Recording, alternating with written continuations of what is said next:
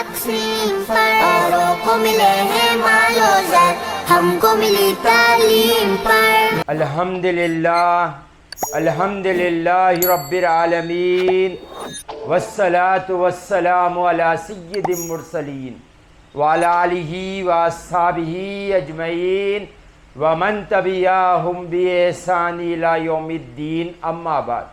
قال اللہ تبارک و تعالی فی القرآن المجید والفرقان الحمید، فاعوذ باللہ من الشیطان الرجیم، بسم اللہ الرحمن الرحیم، الحمدللہ رب العالمین، صدق اللہ العظیم۔ میرے زندگی کا مقصد تیرے دین کی سرفرازی، میں اسی لیے مسلمان، میں اسی لیے نمازی۔ محترم و مکرم عزیز سامعین اکرام، السلام علیکم ورحمۃ اللہ وبرکاتہ۔ اللہ کا کروڑ ہاں احسان ہے کہ اللہ نے ہمیں اپنے محبوب کی امت میں پیدا فرمایا۔ اللہ نے انسان کو ایک ظاہری خوبصورتی عطا فرمائی، ایک باطینی خوبصورتی عطا فرمائی، اور ہم آج جو دیکھتے ہیں خوبصورتی وہ ظاہری دیکھتے ہیں، اور ظاہری خوبصورتی کو اسی کو خوبصورت کہا جاتا ہے جس کے تمام جسم کے اعضاء سلامت، اس کو خوبصورت کہا جاتا ہے۔ کوئی چاہے کتنا بھی گورا ہو، اگر اس کی آنکھ سلامت نہیں ہے تو اسے خوبصورت نہیں کہا جائے گا۔ چاہے وہ کتنا بھی گورا ہو، اس کی دانت بڑے ہو یا کان نہیں ہو یا ہونٹ کٹا ہو یا ناک موٹی ہو، اسے خوبصورت نہیں کہا جاتا۔ گورا ہونا ہی خوبصورتی نہیں ہوتی، جسم کے تمام اعضاء سلامت ہونا اور خوبصورتی کے لیے جیسے ہونا ویسے ہونے کو خوبصورت کہا جاتا ہے۔ یہ ظاہری خوبصورتی ہے۔ تو اللہ تعالیٰ نے باطینی بھی خوبصورتی عطا فرمائی ہے۔ ایک دو اخلاق اچھے ہونے سے انسان کا باطن خوبصورت نہیں ہوتا۔ کسی میں ایک اچھائی ہو، دو اچھائی ہو تو اس کا یہ مطلب نہیں ہے اس کا باطن بھی اچھا ہے۔ صوفیاء اکرام کے قریب، اللہ والوں کے قریب جو تمام خوبصورتی سے سرفراز کرتا ہے اللہ تعالیٰ، وہی خوبصورت ہوتا ہے۔ کوئی کسی کے پاس کسی کی برائی نہیں دیکھی جاتی، کسی کو تکلیف پہنچانا اچھا نہیں دیکھتا، مگر لاکھوں دوسرے برے غلطیاں ہیں تو اس کو خوبصورت نہیں کہا جائے گا صوفیاء کی نظر۔ ایک دو اچھائی تو جانور میں بھی پائی جاتی ہے۔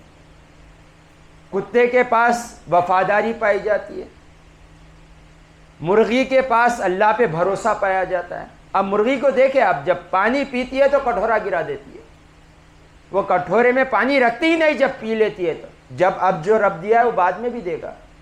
اور کتا جتنا وفادار ہوتا ہے کوئی جانور وفادار نہیں۔ تو جانور میں بھی ایک دو صفات ہوتے اچھائی کے، تو انسان میں ایک دو اچھائی ہونا یہ اچھا ہونے کی دلیل نہیں ہوتی۔ آج ہمارے پاس کسی چیز کی کمی ہے تو اخلاق کی کمی۔ ہم اپنی ایک اچھائی کو دیکھتے ہیں اور ہمیں اپنے آپ کو اچھا سمجھ لیتے ہیں، اور لوگوں کی ایک برائی کو دیکھتے ہیں تو اسے برائی سمجھ لیتے ہیں۔ یہ ہمارے اخلاق ہو گئے آج۔ حضور پاک صلی اللہ علیہ وآلہ وسلم نے ارشاد فرمایا، مجھے تم میں سب سے پسندیدہ شخص وہ ہے، اور قیامت کے دن میرے سب سے قریب شخص وہ ہوگا جس کے اخلاق اچھے ہوں۔ تمہارے اخلاق اچھے ہوں گے تو تم میرے پسندیدہ امتی بھی ہو، اور کل قیامت کے دن تم میرے سب سے زیادہ قریب ہوں گے، یعنی اللہ کی رحمت کے قریب ہونا، یعنی نجات پا لینا۔ اور حضور پاک صلی اللہ علیہ وآلہ وسلم نے ارشاد فرمایا، کل نامے اعمال میں سب سے زیادہ جو بھاری وزن والا اعمال ہے وہ اخلاق ہے۔ اور ہم اپنے اخلاق کو آج بہتر جانتے ہیں۔ ہم آج کس کے ساتھ بہتر اخلاق استعمال کرتے ہیں؟ جس سے ہمارا کام نکلنا ہے۔ یہ کسی مفتی صاحب سے فتویٰ لینے کی ضرورت نہیں ہے، اپنے ضمیر سے پوچھ کر دیکھیں ہماری یہ کیفیت ہو گئی یا نہیں ہے۔ ہمارا دوست ہے، وہ ہم پر احسان کرتا ہے یا اس سے کچھ کام نکلتا ہے، آپ دیکھیں گے اس کے ساتھ جب آپ گفتگو کرتے ہیں تو ایسا لگتا ہے پھول جھڑ رہے ہیں آپ کے منہ سے، اور وہی گفتگو جب نوکر کے ساتھ کرتے ہو، وہی گفتگو جو قرض لینے کے والے کے ساتھ کرتے ہو، تو کیا رویہ ہو جاتا ہے، گالی سے نیچے نہیں آتے ہیں۔ یہ ہمارا حال ہو گیا، یہ ہمارے اخلاق کا انداز ہو گیا۔ اخلاق تو ہمیں یہ سکھائے گئے تھے، تم اپنے بڑوں کا ادب کرو، چھوٹوں پر شفقت کرو، اور آج ہمارے ماں باپ دنیا کے تعلیمات کے پیچھے اتنے دیوانے ہو گئے ہیں کہ جب اولاد، چھوٹی اولاد اپنے دادا دادی نانا نانی کے ساتھ انگلش میں بحث کرتا ہے تو ماں باپ فخر کرتے ہیں بچے کے پاس کتنا کانفیڈنٹ ہے۔ یہ بچے کے پاس کانفیڈنٹ نہیں ہے، یہ بچے کی بے ادبی ہے۔ آپ دیکھیں کس کے ساتھ اونچی آواز میں بات کر رہا ہے اور کوسے لہجے میں بات کر رہا ہے جو نانا نانی دادا دادی کو سمجھ میں نہیں آتا۔ یہ بے ادبی ہے۔ حضور پاک صلی اللہ علیہ وآلہ وسلم نے ارشاد فرمایا کہ باپ کا اولاد کے حق میں سب سے پیارا تحفہ اچھے اخلاق دے دینا، اچھے اخلاق دے دینا اولاد کو، یہ سب سے بڑا تحفہ ہے والد کا اولاد کو۔ اور آج ہمارے اخلاق ہم بہتر جانیں، ہم جو کریں گے ہماری اولاد وہی اخلاق اپنائے گی۔ آپ اپنے ماں باپ کے ساتھ جو رویہ استعمال کریں گے، آپ کی اولاد آپ کے ساتھ وہ رویہ استعمال کرے۔ آپ ماں باپ کو جیسے چاہے استعمال کرے اور اپنے بیٹے سے یہ حسن ظن رکھے، یہ گمان رکھے کہ وہ مجھ سے اجی آپ سے نہیں ہٹے گا، ہرگز نہیں ہو۔ آپ اپنے والدین کو ارے استعمال کرو گے تو آپ کی اولاد آپ کو ارے سے 2 گنا اور آگے بڑھ کر بات کرے۔